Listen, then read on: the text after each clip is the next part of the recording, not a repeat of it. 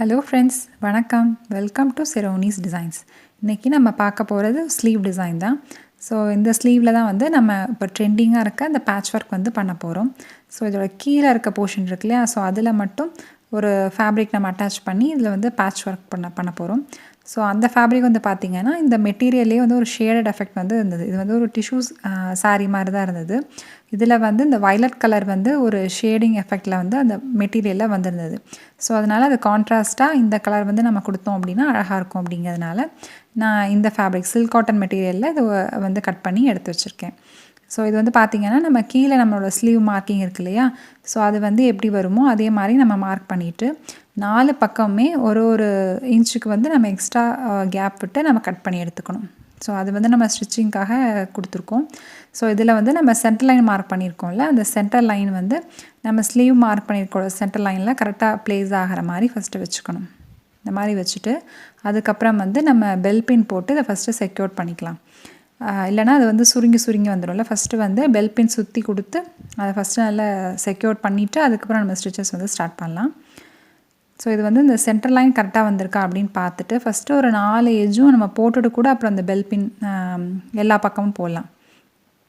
So இது வந்து first நான் கீழே மட்டும் போட்டுட்டு அதுக்கப்புறம் எல்லா பக்கம் போடுறேன்.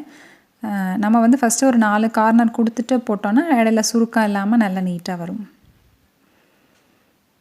ஸோ இந்த மாதிரி லைனாகவே பெல் பின் வந்து போட்டுக்கணும். ஏன்னா நம்ம அதுக்கு மேலே வந்து ஸ்டிச்சஸ் போடும்போது நம்ம ஆரி நீடில் யூஸ் பண்ணி தானே போட போகிறோம். ஸோ அப்படி போடும்போது அந்த மேலே உள்ள கிளாத் வந்து தனியாக சுருங்காமல் இருக்கணும் இல்லையா.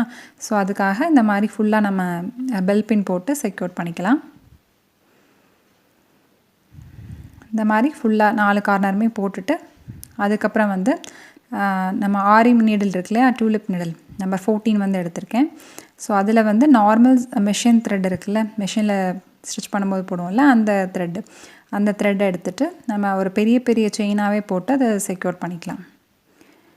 ஸோ ஆனால் அது ஃபுல்லாக கரெக்டாக வந்து பேட்ச் ஆகிறதுக்காக கொடுக்குறது. இந்த ஸ்டிச்சு எல்லாமே வந்து நம்ம இந்த ஸ்லீவோட மெஷர்மெண்ட் மார்க் பண்ணியிருக்கோம்ல, அதுக்கு வெளியில் வர்ற மாதிரி போட்டுக்கணும். ஏன்னா அதை உள்ளே வந்து நம்ம டிசைன் பண்ணுவோம். இந்த தையல் வந்து நம்ம பிரிச்செடுக்கலாம், இல்லை அப்படியே விட்டாலும் ஒன்றும் பிரச்சனை இல்லை. ஏன்னா டைலர் வந்து ஸ்டிச் பண்ணும்போது அதை உள்ளே போயிடும். ஸோ அதனால் இது வந்து வெளிப்பக்கமாக நம்ம வந்து கொடுத்துக்கணும். இதில் வந்து பார்த்திங்கன்னா அந்த மேலே உள்ள ஸ்டிச் இருக்கு இல்லையா, அது மட்டும் வந்து நம்ம தனியாக போட்டுக்கணும். ஏன்னா அது வந்து நம்ம மேலே கட் பண்ணி எடுத்துருவோம் அந்த கிளாத்தை. மற்ற 3 சைட்ஸுமே வந்து நம்ம கட் பண்ண மாட்டோம்.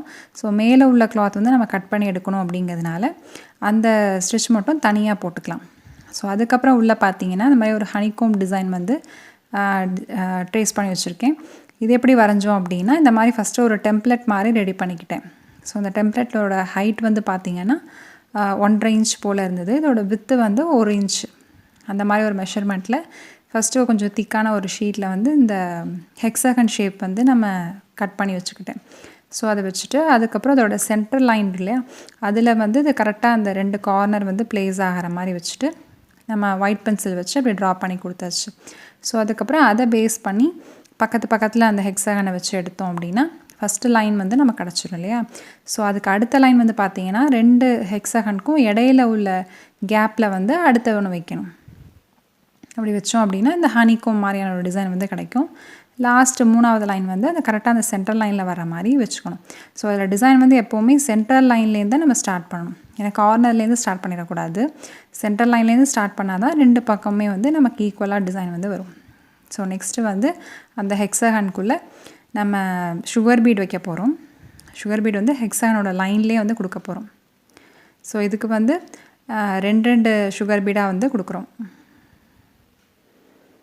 ஸோ சுகர் பீட் எடுத்துகிட்டு நார்மல் ஸ்விங் த்ரெட்டு தான். நீடில் வந்து உடன் ஹேண்டில் இருக்குல்ல, அயன் நீடில் வந்து எடுத்திருக்கேன். எடுத்துகிட்டு இந்த கார்னரில் வந்து நம்ம திருப்பும்போது ஷார்ப் ஏஜ் வர்ற மாதிரி நம்ம பார்த்து டர்ன் பண்ணணும். ஸோ 2 பீடாக எடுத்துகிட்டு அதுக்கப்புறம் போட்டே வந்தோம் அப்படின்னா கார்னரில் இந்த ஷார்ப்னஸ் வந்து கரெக்டாக கொடுத்தா தான் அந்த ஷேப் வந்து பர்ஃபெக்டாக அப்படியே கிடைக்கும். ஸோ அதனால் அங்கே ஒரு குட்டி ஒரு லாக் ஸ்டிச் போட்டுட்டு அதுக்கப்புறம் த்ரெட்டை வந்து ஃப்ரண்ட்டுக்கு கொண்டு வந்து அங்கே வந்து ஒரு ஸ்டிச் கொடுத்துட்டு அதுக்கப்புறமா நம்ம அடுத்த சுகர் பீடை வந்து லோட் பண்ணி ஸ்டிச் பண்ணணும். ஸோ இதே மாதிரி போட்டோம் அப்படின்னா அந்த ஷார்ப்னஸ் வந்து கரெக்டாக கிடைக்கும். இந்த டிசைனில் வந்து ரொம்ப அவுட்லைன் போடும்போது முக்கியமாக கவனிக்க வேண்டியது இந்த ஷார்ப்னஸ் வந்து பர்ஃபெக்டாக வர்ற மாதிரி போடணும். ஸோ இதே மாதிரியே ஃபுல்லாக போட்டுக்கலாம். ஃபுல்லாக முடிச்சிட்டோம். அதுக்கப்புறம் வந்து இந்த மேலே உள்ள வி ஷேப் வருது இல்லையா, ஸோ அந்த இடத்துல வந்து நம்ம ஒரு செயின் ஸ்டிச் வந்து போட போகிறோம். ஏன்னா இது வந்து நம்ம செயின் ஸ்டிச்சுக்கு மேலே வந்து ஜிக்ஸாக் போட்டுட்டு அந்த எக்ஸ்ட்ரா இருக்க கிளாத்தை வந்து நம்ம கட் பண்ணி எடுக்க போகிறோம்.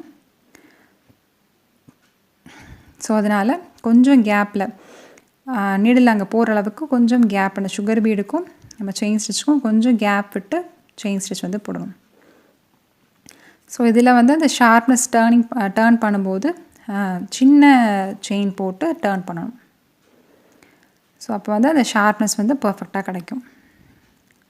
ஸோ இந்த டிசைனில் எல்லாமே இந்த ஷார்ப்னஸ் வந்து கரெக்டாக நம்ம போடுறது தான் அதோட பர்ஃபெக்ட் ஃபினிஷிங் வந்து கொடுக்கும். ஸோ இதே மாதிரி சின்ன சின்ன செயினாக போட்டுட்டு அதை டேர்ன் பண்ணும்போது ரொம்ப குட்டி செயினாக ஒன்று போட்டுட்டு அதை டேர்ன் பண்ணோம் அப்படின்னா அது வந்து ஷார்ப்னஸ் பர்ஃபெக்டாக இருக்கும். இதே மாதிரியே ஃபுல்லாக முடிச்சுட்டு பார்க்கலாம். நெக்ஸ்ட்டு வந்து பார்த்திங்கன்னா இதுக்கு மேலே வந்து ஜிக்ஸாக் ஸ்டிச் வந்து போட்டுட்ருக்கோம். ஸோ இது மெட்டீரியல் வந்து பார்த்திங்கன்னா கொஞ்சம் திக்காக இருந்தது, ரா சில்க் மாதிரி இருந்தது. நீடில் வந்து உள்ளே பஞ்ச் பண்ணுறது கொஞ்சம் கஷ்டமாக தான் இருந்தது. இதுக்கு மேலே வேறு நம்ம சில்க் காட்டன் ஒரு லைன் கொடுத்துருக்கோம் இல்லையா, ஸோ அதனால் கொஞ்சம் சிரமமாக இருந்துச்சு. அதனால் அயன் நீடில் ட்ரை பண்ணி பார்க்கலாம் அப்படிங்கிறதுக்காக இந்த ஸ்டிச் வந்து அயன் நீடிலில் போட்டுட்ருக்கேன். அயன் நீடில் வந்து கொஞ்சம் ஷார்ப்பாக இருக்கும்ல, நம்ம டூலிப் நீடிலை விட அயன் நீடில் கொஞ்சம் ஷார்ப்னஸ் இருக்கும் அந்த எண்டு. ஸோ அதனால் இந்த ஜிக்ஸாக் ஸ்டிச் வந்து அயன் நீடிலில் கொடுத்து பார்க்கலாம் அப்படிங்கிறதுனால அதுக்காக போட்டுட்ருக்கேன் அயன் நீடிலில். ஸோ ஜிக்ஸாக் ஸ்டிச் அப்படிங்கிறது வந்து நம்ம ஃபஸ்ட்டு போட்டிருந்த அந்த செயினுக்கு மேலேயே ரைட் சைட்லேயும் லெஃப்ட் சைட்லேயும் மாற்றி மாற்றி நம்ம செயின் வந்து போட்டுகிட்டே வர்றது தான் வந்து ஜிக்ஸாக் ஸ்டிச். ஸோ இதுலேயுமே வந்து அந்த ஷார்ப்னஸ் கொடுக்கும்போது கரெக்டாக ஒரு ஷார்ப் கொடுத்துட்டு அதுக்கப்புறம் இந்த பக்கம் போகணும். ஸோ அப்படி போனோன்னா அந்த வி ஷேப் வந்து நமக்கு கரெக்டாக கிடைக்கும். ஸோ ஃபுல்லாக போட்டோம். அதுக்கப்புறம் மேலே உள்ள அந்த ஸ்டிச் வந்து நம்ம பிரிக்கிறதுக்காக நம்ம என் நாட் போட்டோம் இல்லையா, அந்த என் நாட் போட்ட இடத்துல ஒரு 2 ஸ்டிச் வந்து நம்ம பிரித்து கொடுத்துட்டு கீழ்ப்பக்கமாக நம்ம நூலை வந்து பிடிச்சி இழுத்தோம் அப்படின்னா நம்ம ஸ்டிச் வந்து அப்படியே பிரிஞ்சுட்டே வந்துடும். ஸோ அதே மாதிரி பிரித்து எடுத்துகிட்டு அதுக்கப்புறம் இந்த சைடு உள்ள கிளாத்தை மேலே எடுத்துகிட்டு அந்த சைடு நமக்கு இருக்கு இல்லையா, அந்த கீழே இருக்க அந்த கிளாத்து அது வந்து இருந்தால் ஒன்றும் பிரச்சனை கிடையாது. ஏன்னா அது வந்து நம்ம ஸ்டிச் பண்ணும்போது அந்த பக்கம் போயிடும். ஸோ அதனால் அதுலேருந்து கொஞ்சம் மட்டும் நம்ம கட் பண்ணி நமக்கு எந்த டிஸ்டன்ஸ்க்கு வேணுமோ அதை மட்டும் கட் பண்ணிவிட்டு அப்படியே நம்ம அந்த வி ஷேப்பில் கட் பண்ண வேண்டியது தான். அது வந்து சீம் அலவன்ஸில் தான் இருக்குது அந்த சைடில் உள்ள கிளாத்து. அது வந்து நம்ம ஸ்டிச் பண்ணும்போது நமக்கு உள்ளே போயிடும். எவ்வளோ தூரம் பக்கத்தில் போய் நம்மளை கட் பண்ண முடியுமோ அவ்வளோ தூரம் வந்து நம்ம நெருக்கமாக போய் கட் பண்ணிக்கலாம். கொஞ்சம் வந்து ஃபேப்ரிக் வந்து தெரியும், அது பிரச்சனை இல்லை. அதுக்கு மேலே வந்து இந்த மாதிரி வந்து ஒரு செயின் கொடுத்துக்கலாம். ஸோ சுகர் பீடோ ஏதோ ஒன்று கொடுத்து அந்த கொஞ்சமாக தெரிகிற அந்த கிளாத்தை வந்து நம்ம கவர் பண்ணிக்கலாம். நான் வந்து அந்த கிளாத் கலர்லேயே இருக்க சில்க் த்ரெட் வந்து கொடுத்துட்ருக்கேன். டபுள் ஸ்டாண்ட்ஸ் வந்து எடுத்திருக்கோம் சில்க் த்ரெட். இது வந்து அந்த கிளாத் மேலேயே தான் கொடுக்கணும், ஏன்னா அப்படின்னா தான் வந்து அது கவர் ஆயிரும். ஸோ இதுக்கும் அதே மாதிரி நம்ம கீழே வந்து டேர்ன் பண்ணும்போது சின்ன செயினாக போட்டு அதை வந்து டேர்ன் பண்ணி கொடுக்கணும். அதுக்கப்புறம் மேலே வந்து அந்த ஷார்ப்னஸ்க்கு ஆப்போசிட் சைடில் வந்து ஒரு சின்ன செயின் போயிட்டு அதுக்கப்புறமா அந்த கிளாத்தை வந்து அந்த த்ரெட்டை வந்து அந்த பக்கம் டேர்ன் பண்ணணும். ஸோ இந்த மாதிரி போடும்போது அந்த ஷார்ப்னஸ் வந்து அவ்வளோ பர்ஃபெக்டாக நமக்கு கிடைக்கும். இதே மாதிரி போட்டுட்டு அந்த ஹெக்ஸாகனுக்குள்ளே அதோட சென்டர் வந்து நான் மார்க் பண்ணியிருக்கேன். அதில் வந்து B7000 க்ளூ வந்து அப்ளை பண்ணிவிட்டு 4 mm சைஸில் இருக்க clip stone, golden colour clip stone வந்து அதில் ஃபிக்ஸ் பண்ணிகிட்ருக்கோம். ஸோ அந்த கிளிப் ஸ்டோன் எல்லாத்துக்குமே வந்து B7000 க்ளூ வந்து ரொம்ப பர்ஃபெக்டாக இருக்கும். ஸோ அந்த மாதிரி ஃபிக்ஸ் பண்ணிவிட்டு நல்லா ட்ரையாக விட்டுட்டு அதுக்கப்புறமா அதை சுற்றி வந்து கட்தானா பீட் இருக்குல்ல, ஹாஃப் டியூப் பீட், அதுவும் அதுக்கப்புறம் ஒரு கோல்டன் கலர் சீக்வன்ஸும் வந்து எடுத்திருக்கேன். எடுத்துகிட்டு அதை அப்படியே ஸ்டிச் பண்ணி கொடுக்க வேண்டியதுதான். அதை வந்து நம்ம நீடில் எடுத்துகிட்டு அதை வந்து அந்த பக்கமாக கொடுக்க வேண்டியது தான். ஸோ இந்த மாதிரி சுற்றி கொடுத்தோம் அப்படின்னா அழகாக ஒரு ஃப்ளாரல் டிசைன் வந்து கிடச்சிரும். அவ்வளோதான். இதே மாதிரியே ஃபுல்லாக முடிச்சுட்டு பார்க்கலாம். ஸோ ஃபைனலாக நம்மளோட ப்ளவுஸ் வந்து ரொம்ப அழகாக ரெடி ஆகிட்டாங்க. ஸோ அது கீழே வந்து பார்த்திங்க அந்த வி ஷேப்பில் பார்த்திங்கன்னா 2 லைன் வந்து செயின் ஸ்டிச் போட்டிருக்கேன். ஸோ இது வந்து டெய்லர்கிட்ட கொடுத்தோம் அப்படின்னா அவங்க வந்து அந்த வி கட் வந்து அப்படியே வர்ற மாதிரியே வந்து உள்ள லைனிங் கொடுத்து அதை திருப்பி ஸ்டிச் பண்ணி கொடுத்துருவாங்க. ஸோ ஆஃப்டர் ஸ்டிச்சிங் வந்து இதுக்கு எண்டில் வந்து நம்ம ஒரு ஹேங்கிங்ஸ் மாதிரி கூட கொடுக்கலாம். ஸோ அந்த வி கட்டில் அழகாக சின்ன சின்ன ஹேங்கிங்ஸ் மாதிரி போட்டோம் அப்படின்னா நம்ம பார்க்குறதுக்கு ரொம்ப அழகாக இருக்கும். ஸோ மேலே வந்து அந்த புட்டாக்கு பார்த்தோன்னா வெறும் கிளிப் ஸ்டோன் மட்டும் ஃபிக்ஸ் பண்ணிவிட்டு அதை சுற்றி 2 லைன் போல் நம்ம செயின் ஸ்டிச் போட்டோம் இல்லையா, அந்த ஃபேப்ரிக் கலர் அதே கலர்லேயே வந்து 2 லைன் வந்து செயின் ஸ்டிச் போட்டு கொடுத்துருக்கேன். ஸோ ரொம்ப அழகாக இருந்தது. ரொம்ப சிம்பிளான ஒரு ஒர்க் தான். கண்டிப்பாக பிகினர்ஸ் கூட ட்ரை பண்ணி பார்க்கலாம். பேட்ச் ஒர்க் அப்படிங்கிறது ரொம்ப ட்ரெண்டிங்காக இப்போ போயிட்டுருக்கு. நீங்களும் ட்ரை பண்ணி பாருங்கள். நமக்கு வந்து இது வந்து ஆக்சுவலாக சாரியில் இல்லாத கலர் தான். சாரீ அண்ட் ப்ளவுஸ் வந்து சேமாக ஒரே கலர்லேயே இருக்குது அப்படிங்கும்போது இந்த சாரியில் ஒரு ஷேடட் எஃபெக்ட் மட்டும் வருது இல்லையா, அந்த ஷேடட் எஃபெக்டை நம்ம ஹைலைட் பண்ணி கான்ட்ராஸ்ட்டாக ஒரு பார்டர் மாதிரி கொடுத்தோம் அப்படின்னா ரொம்ப அழகாக இருக்கும். கண்டிப்பாக ட்ரை பண்ணி பாருங்கள். இது வந்து ஆஃப்டர் ஸ்டிச்சிங்கும் வந்து ரொம்ப அழகாக இருக்கும். குட்டியாக அது வந்து கிறிஸ்டல் பீட் மாதிரி நம்ம ஹேங்கிங்ஸ் கொடுத்தோம் அப்படின்னா சூப்பராக இருக்கும். ஸோ நீங்கள் கண்டிப்பாக இந்த டிசைன் வந்து ட்ரை பண்ணி பார்த்துட்டு உங்கள் ஃபீட்பேக்கை மறக்காமல் கமெண்ட் பாக்ஸில் போடுங்க. அண்ட் உங்களுக்கு இந்த டிசைன் பிடிச்சிருந்ததுன்னா சிரோனிஸ் டிசைன்ஸ்க்கு சப்ஸ்கிரைப் பண்ணுங்கள். தேங்க்யூ ஃபார் வாட்சிங். பாய்.